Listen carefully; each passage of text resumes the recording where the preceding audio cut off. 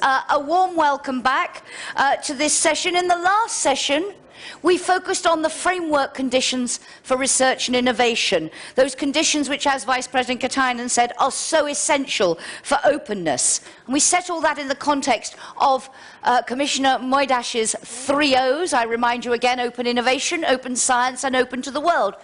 If you are going to have that innovation, as we heard right from the beginning yesterday, you need excellence. And it's now my pleasure to introduce our keynote speaker in this session, who's going to talk about boosting excellence in Europe, Marite Seile, who is Minister of Education and Science in Latvia, and therefore the lady in the presidency hot seat. A very warm welcome, Minister, and the floor is yours.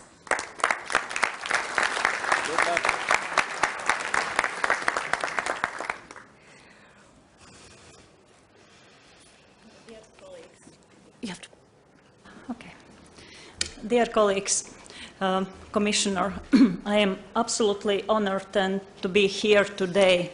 And this is a very significant event. We are very close to the Latvian presidency, and for me being in this conference as in one of the last events of the presidency is really very, very important.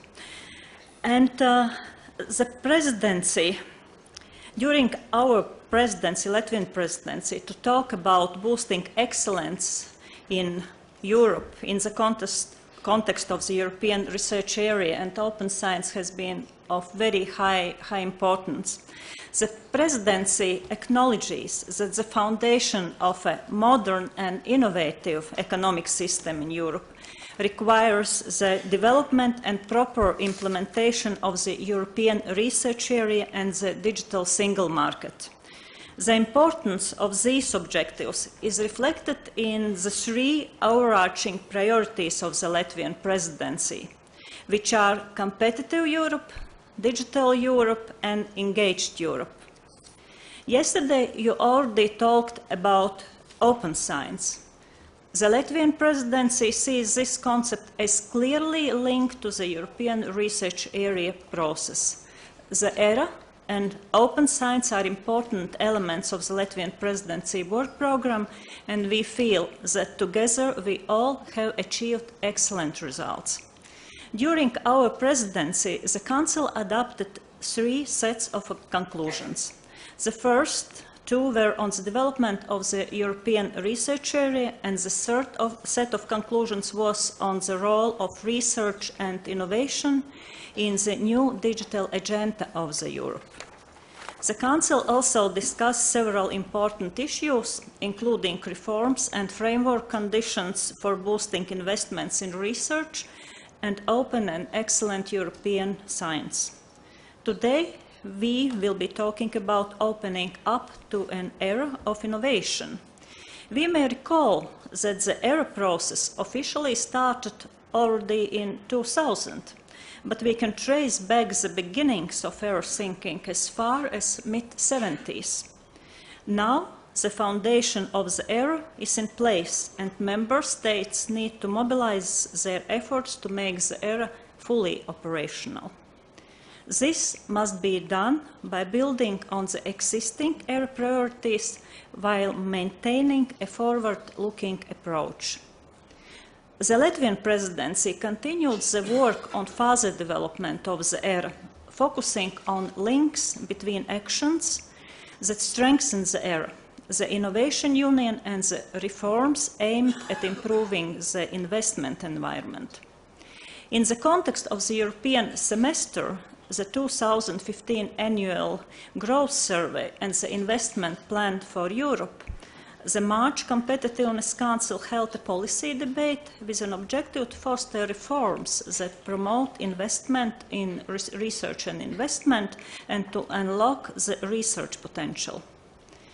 I would say that the strongest message from the Council was that Europe needs to safeguard the strategic public investment in research and innovation and stimulate private investment, while ensuring synergy among various sources of financing, including the European Fund for Strategic Investment. In order to foster implementation of the ERA objectives and to reduce the obstacles to free circulation of knowledge, technology and researchers, the May Council adopted conclusions on the ERA roadmap for 2015-2020. The Council agreed on 8 top action priorities with the biggest impact on the ERA, as well as practical steps and the time frame. As an example, I could mention better evaluation of the impact of research and innovation policies and the need to streamline national and EU funding instruments. Another top action I would like to mention is the free movement of scientific knowledge in the EU in order to maximize the dissemination, uptake and exploitation of scientific results. We now start the new phase in the development of ERA. Member states now have to take their responsibility to implement those top priorities in their national action plans and strategies. And I hope we will be able to demonstrate visible progress in very nearest future. A fully functional ERA will benefit all EU member states. It will promote openness and accessibility of research publications and informations, improve mobility of researchers and Europe's attractiveness for top foreign researchers, as well as create a European single market of knowledge. Successful implementation of the ERA requires a more efficient and effective advisory structure, where member states play a strong and strategic role, taking the ownership of the ERA process and working in close partnership with the Commission and other stakeholders. Therefore, in May, the Council adopted conclusions which underline the importance of effective ERA governance and set out a number of measures to achieve this goal. The Council concluded that ERA advisory structures should be inventoried, existing ERA-related groups reviewed and streamlined. The conclusions address the chairmanship of ERAC, stressing the need for partnership of equals between the member states and the Commission, in order to ensure that ERAC plays a proactive role in developing research and innovation policy in the EU. The Council has tasked ERAC to prepare a concrete proposal on an improved ERA advisory structure by October, in view of a Council decisions in December of this year. As one of the additional outcomes of the March debate, the ministers welcomed the growing support for open science. This was further elaborated in the second policy debate ministers had in March, entitled Unlocking Europe's Digital Potential, Faster and Wider Innovation Through Open, Network and Data-Intensive Research. Through this debate, we put the open science clearly in the context of innovation and growth, explicitly linking it to Europe's digital agenda. The debate was a valuable contribution to the Council conclusions, which were adopted in May.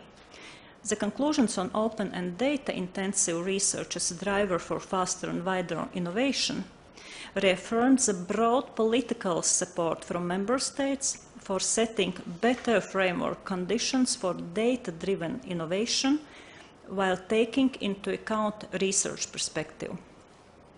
The Council also stressed the importance of open access to data, e-infrastructure, as well as digital and data skills. In particular, the need for new types of data professionals and researchers who combine the deep knowledge in their fields with big data and digital skills.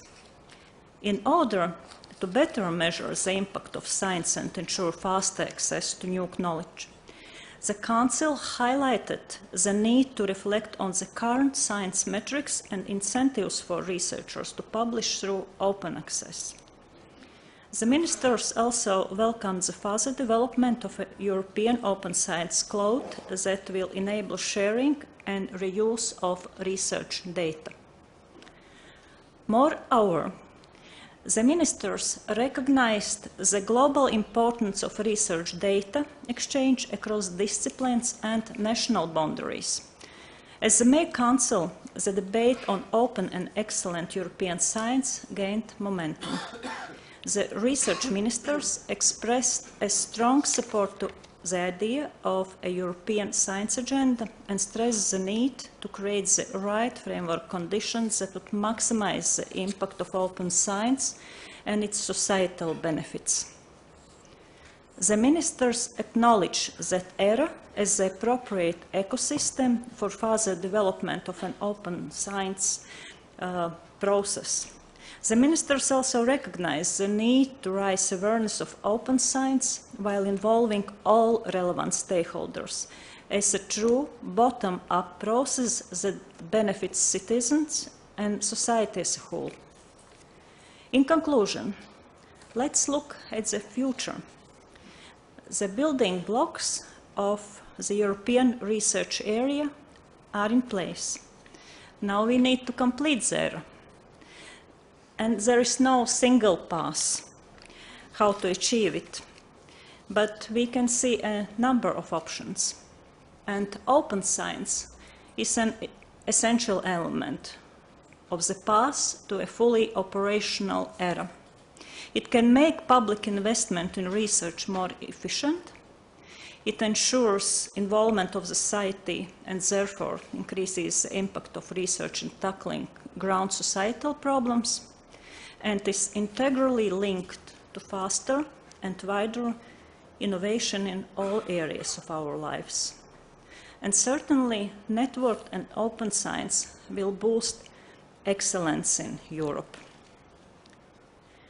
And in Latvia, we have only 1.9 million inhabitants, and therefore ministers have to be very concentrated in their work. And I am minister not only for research, but also for all levels of education and sport and part of the space and youth policy and something else. And therefore, for me, it was just a moment of happiness in the morning to hear the remark from the Commissioner Katainen about the importance of teacher education and about the quality of teachers. For me, it's really something what is of core importance, and I do believe that the quality of education is as high as quality of our teachers. And I do believe if we will be able to work interconnectedly, not only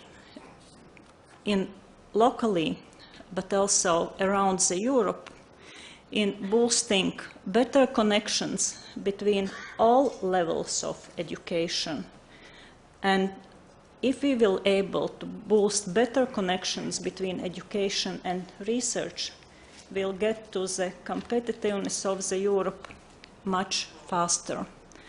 And I do share the view that Europe has more memories than dreams. Maybe we're getting a bit better. And here I would like to quote the saying that if you can change level of expectations, you can change the world. And I think we can change the level of expectations, we can boost our cooperation, and ERA might enable all of us to go towards this direction. I wish you a productive second part of the day, and I hope in a year we'll meet already with few success stories of implementation. Thank you. Thank you very much indeed, Minister.